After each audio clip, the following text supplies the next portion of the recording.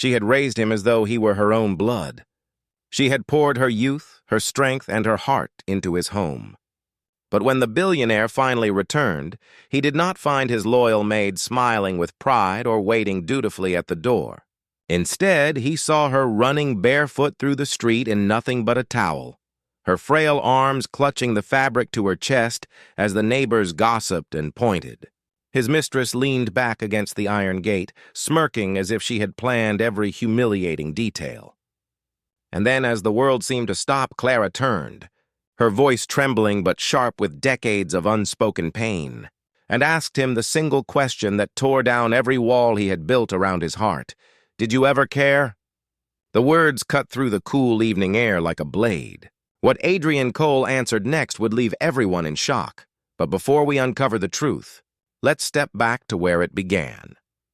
Clara James had been many things in her 68 years: a daughter, a wife for a short time, and a widow for much longer. But above all, she had been a servant. The world had never handed her luxuries, never placed crowns on her head, but it had demanded her hands, her time, and her silence. Her silver hair and the deep lines across her face were not simply signs of age. They were records of years spent bent over buckets of soapy water, hours spent ironing shirts crisp enough for boardrooms she herself would never enter, meals cooked and served, but never shared. Yet in the Cole mansion, Clara had not always been invisible. Once upon a time, she had been more than a maid.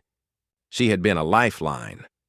When Adrian Cole was a boy, his parents were too consumed with society galas, business deals, and reputations to notice that their son was lonely. His father barked at him for every perceived weakness, demanding perfection, while his mother drifted in a haze of silk dresses and champagne glasses.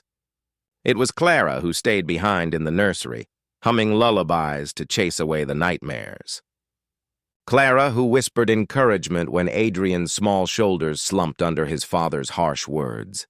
Clara who sat at his bedside with a cool cloth when fevers burned his fragile body. In those tender years, Clara was not just the maid. She was the closest thing Adrian ever had to a mother, but years change people. Adrian grew, and somewhere along the way, he built walls so high around his heart that even Clara could no longer reach him.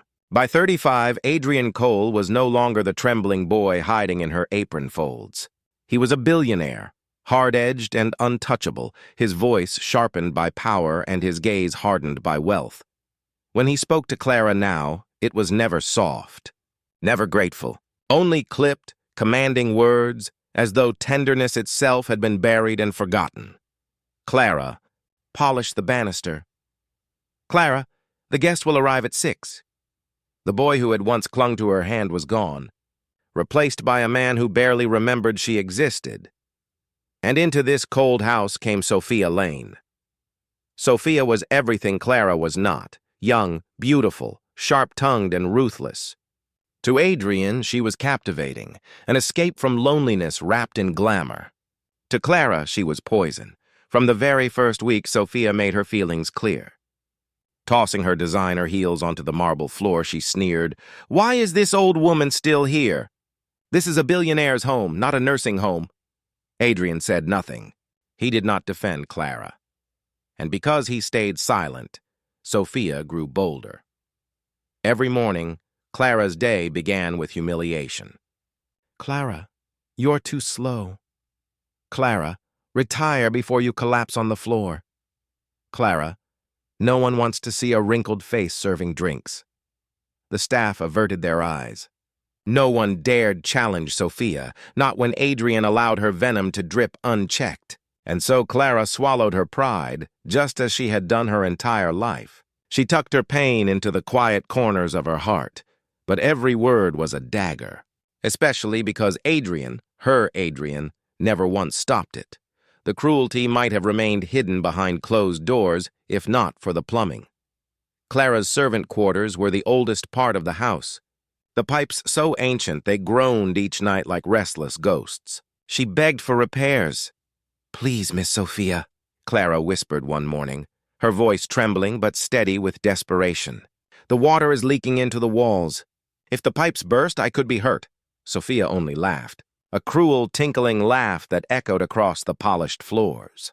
"Then leave. If the pipes don't like you, perhaps you should go back where you came from. This house doesn't need dead weight." The estate manager glanced nervously at Sophia and then turned his back. Her orders were clear. Clara's concerns were not to be taken seriously, so the leaks worsened. Each night, Clara lay awake listening to the hiss of water inside the walls, praying it would hold another day. Weeks passed and still no one came, until the night the walls gave way. It happened after Clara had finished her evening chores. She moved carefully through the tiny tiled bathroom, steam curling from the hot water as she rinsed the weariness of the day from her body. She had just wrapped herself in a thin blue towel, humming softly to herself the same lullaby she had once sung to little Adrian, when the sound changed.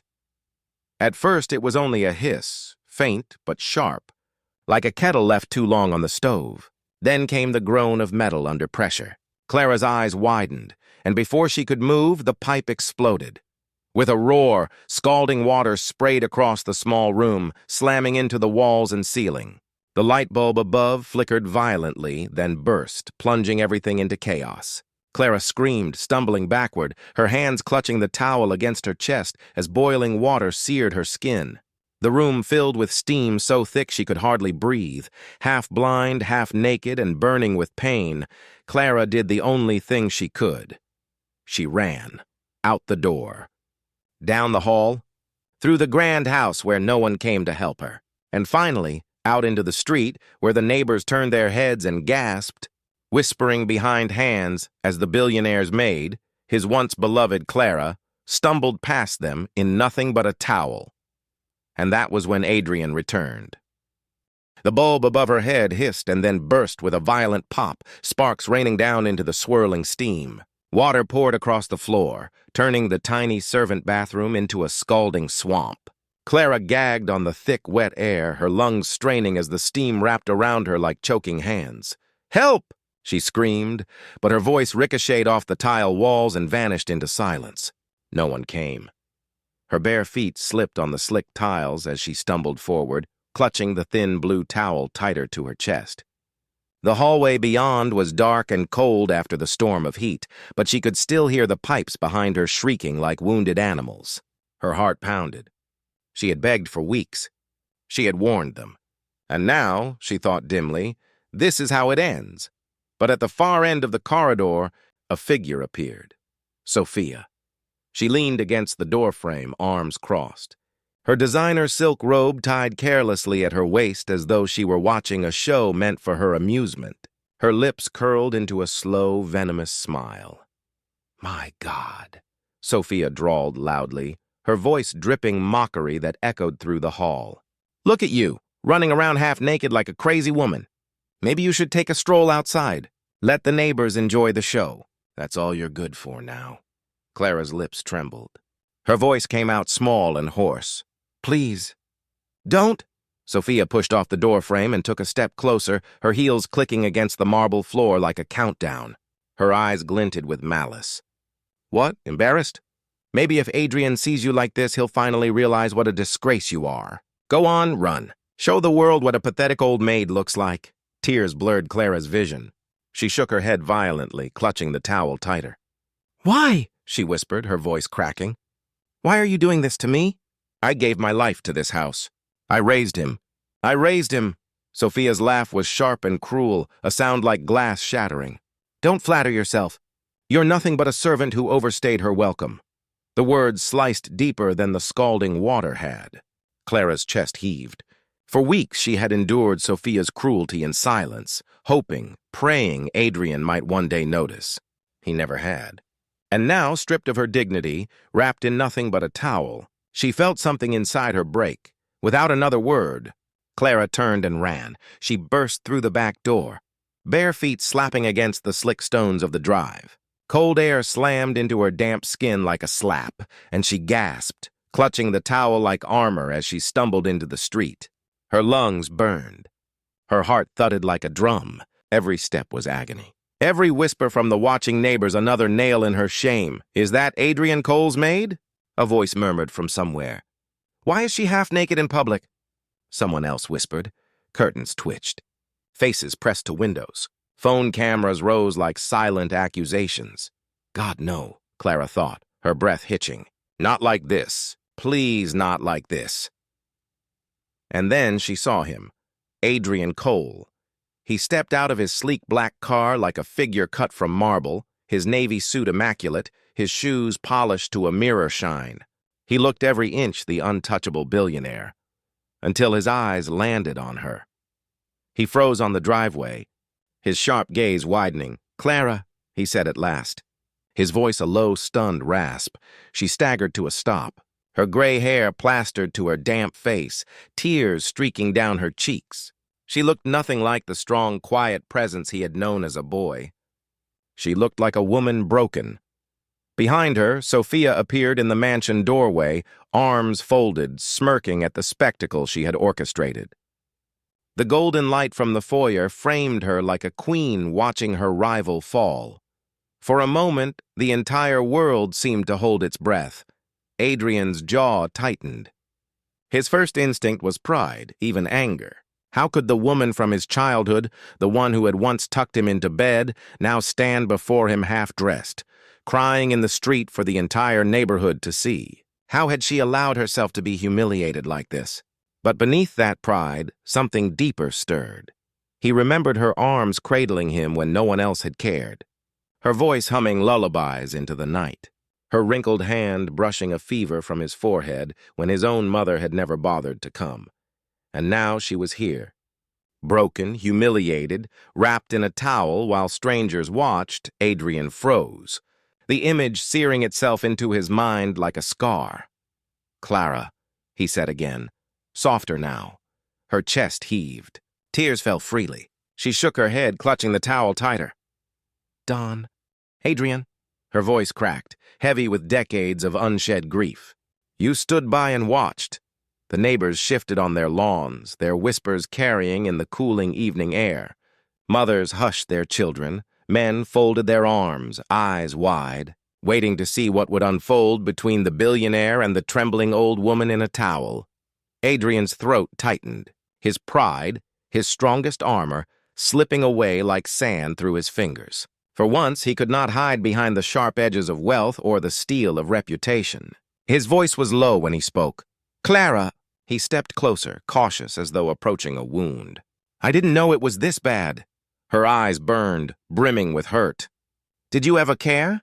she demanded, her voice quivering but unyielding. "Even once in all these years? Or was I just another servant to you, a shadow you could ignore?" The question struck him like a blade, slicing past every wall he had built. His jaw trembled, his chest rose and fell under the weight of everything unsaid. "Yes," the word burst out, sharp, almost defiant. Then softer, breaking, "Yes, I cared." Clara flinched, her lips trembling, disbelief etched into her weary face. "Don't lie to me now." Adrian shook his head. His voice cracked, a sound no boardroom, no rival, no investor had ever heard. "I cared, Clara. I always did. I just couldn't show it. I wasn't allowed to. In this world, a man like me, my name, my fortune, it demanded that I be cold, hard, untouchable. But that never meant I didn't care." His eyes glistened, his voice roughened. "Do you think I forgot? The nights when I was sick and you stayed awake by my bed? The nights my father's voice made me feel small and yours told me I mattered? Who taught me to tie my shoes when my parents couldn't be bothered? Who fed me when no one else noticed I was hungry? That was you. Always you. Only you." Clara's lips quivered. For a moment, the neighbors, the towel, the humiliation, they all vanished. It was just her and the boy she had raised, the boy who once clung to her hand. Then why? Her whisper cut through the heavy silence. "Why did you let her do this to me?" Adrian turned, his eyes burning as they locked on Sophia. The smirk on her face faltered, the certainty in her posture withering as she realized, perhaps for the first time, that she had crossed an invisible line. "Sophia," Adrian said, his voice thunderous now, carrying across the quiet street like a gavel-striking judgment. "Get out!" Sophia stiffened, disbelief flashing in her eyes. "What?" "You heard me." His voice was steel. "Get out of my house. You will never speak to her again. You will never set foot in my home again." Her face paled. She opened her mouth, reaching for another cutting remark, another manipulation, but the glare in Adrian's eyes silenced her. For once, she understood she had lost. With a sharp scoff, Sophia spun on her heel and stormed back inside.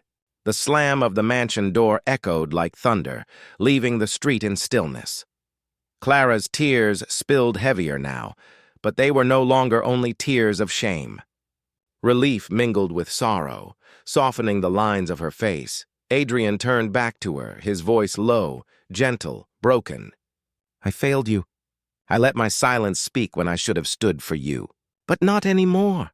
Her body trembled, exhaustion pulling at her like chains. I can't do this anymore, Adrian. I'm old. I've given everything I had."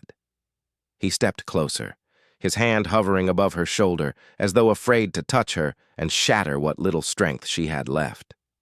"Then stop giving," he whispered. His voice was no longer the voice of a billionaire, no longer sharp or commanding. It was the voice of a son. "Let me take care of you now. You're not just a maid. You never were. You're family. You always were." The words cracked something inside her, something that had been bound tight for decades. Clara sobbed into her hands, her frail body shaking. For the first time in so long, Adrian reached forward, pulled her into his arms, and held her.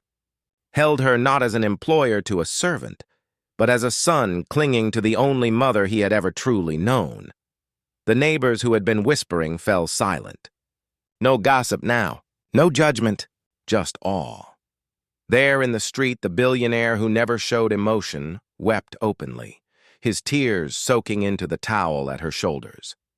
Clara's hands clutched at him, not out of servitude, but out of recognition. This was the boy she had raised, returned to her at last. When Adrian finally pulled back, his eyes were firm, resolute.